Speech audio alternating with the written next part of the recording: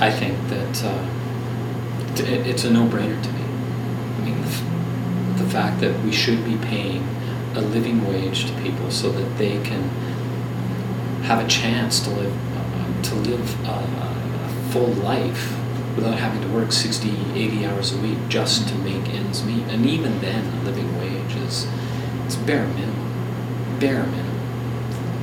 You know, I can only see positive effects out of implementing a living wage. It's about giving people a chance. It's about allowing people to be able to fulfill their lives to their abilities, what they want to do. That can putting the tools in place for people to be able to fully participate in our city. And one of the tools is what you pay them is only a good thing for our city.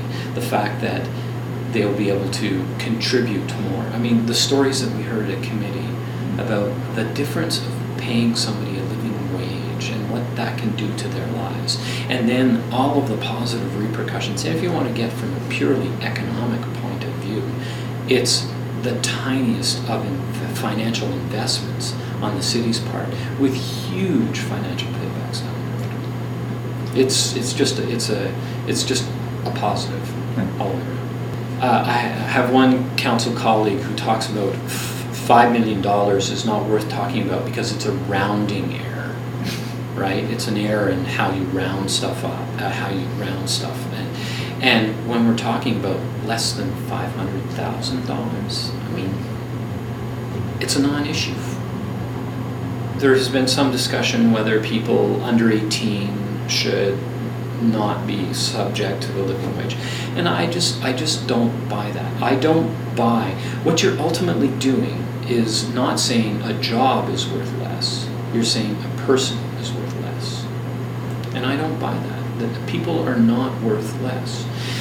And the argument around whether somebody who's a teenager should not be subject to this.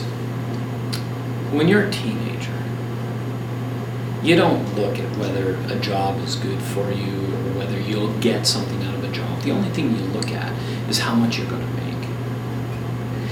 So consequently, we're losing, from a city's point of view, we're losing teenagers who could be running rec programs involved with our kids to, in the summer, jobs that not only is going to be good for our city and good for our kids, but also will serve those teenagers later in life. They'll look back at that job as being a growth thing, something that gave back more to them than just a paycheck. We'll lose those kids because they don't look at that. They look at how much does it make. We're going to lose those people to the local fast food outlet that will pay them more.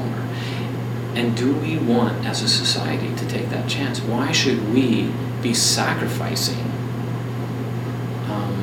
the care of our own children, the opportunities that our teenagers could have to this fast food industry just so they can make a couple extra bucks, just so that we can save a couple of bucks on the city budget? It just doesn't make sense.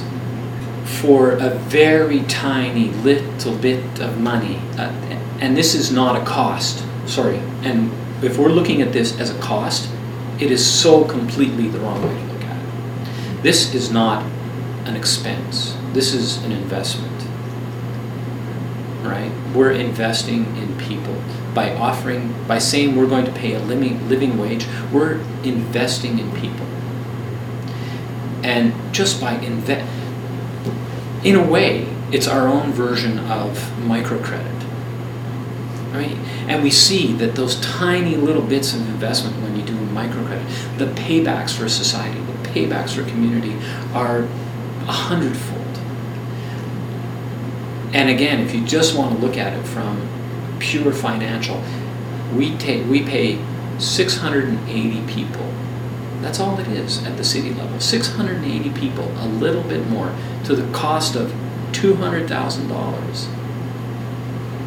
The difference that can make in their lives, and if they're a single mom, in their kids' lives, the difference that can make for how they go about spending their money. Suddenly, we're paying them a living wage. They don't need to have the stigmatization of having to get a subsidized bus pass anymore. The stigmatization of having to rely on social services that are there at a cost to the taxpayer, that cost to all of us. I mean, the benefits of all of that. The payback, financial payback is amazing. The social payback is amazing. And as we also know, you can't separate poverty from the environment. So the environmental paybacks are there as well. If you want to look at triple bottom line, this is triple top line. This is making those kinds of investments at the right place. It's challenging. Getting into situations like this is challenging, where you end up trying to make an argument or trying to put into words, trying to understand the opponent, the opposition, or the opposite side, when to you it's a complete no-brainer. And that is challenging, because to me it is a no-brainer.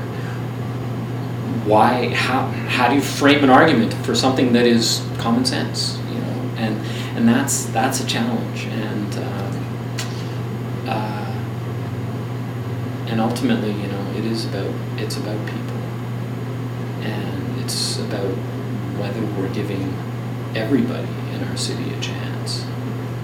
And right now we're not, and we need to.